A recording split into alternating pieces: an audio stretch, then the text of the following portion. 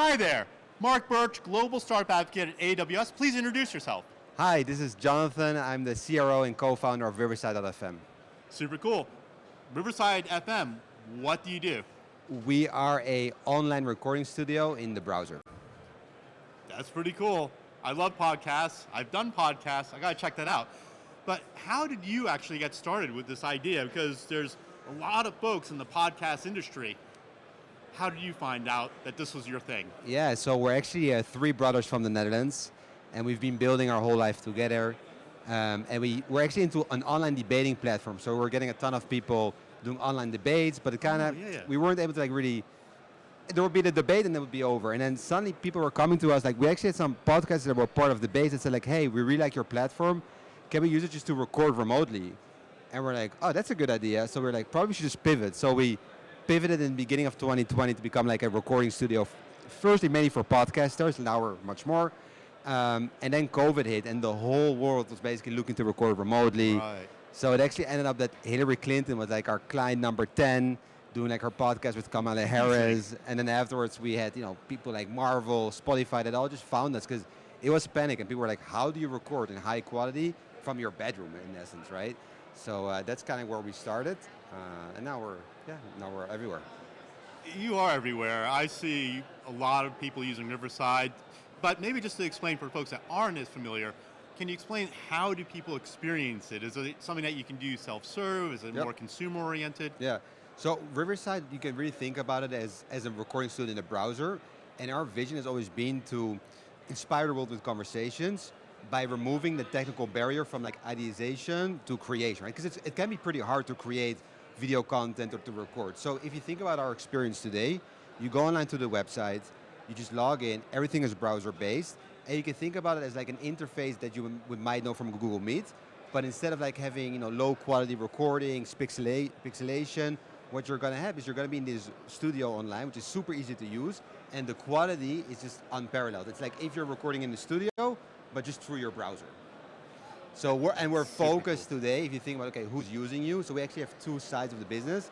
We have tens of thousands of individual people that can be, just a creator that wants to create a podcast, but also people inside companies, right, that want to start using us for, they need to interview a customer. So how do you do that remotely with Riverside?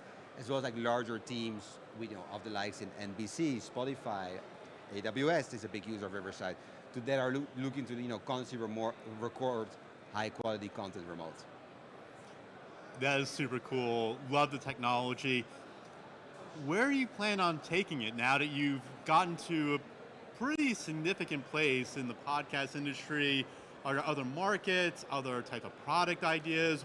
What does that look like? Yeah, so we really want to own not just podcasts, but talking head content. So if you think about like podcasts is where we start, which is, okay, we know podcasts, but there's so much more, right? There's online conferences, there's customer testimonials, webinars, just video interviews. So we want to basically own any kind of like, what we call talk head content, right? People speaking to each other.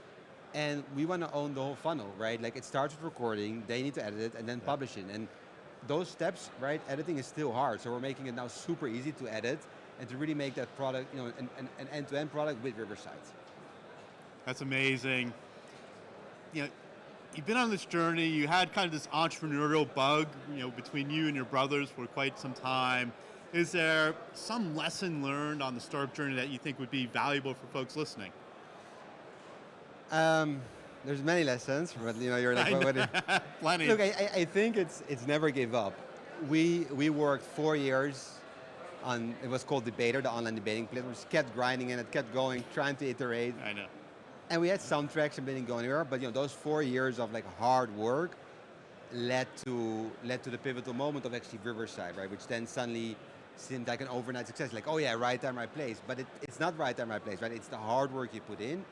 And I really think it's a grind, but then probably what every startup has in common is like put in the effort. And if you just consistently put in the effort, you're really increasing your chance that eventually something will get out of it. So it's persistence.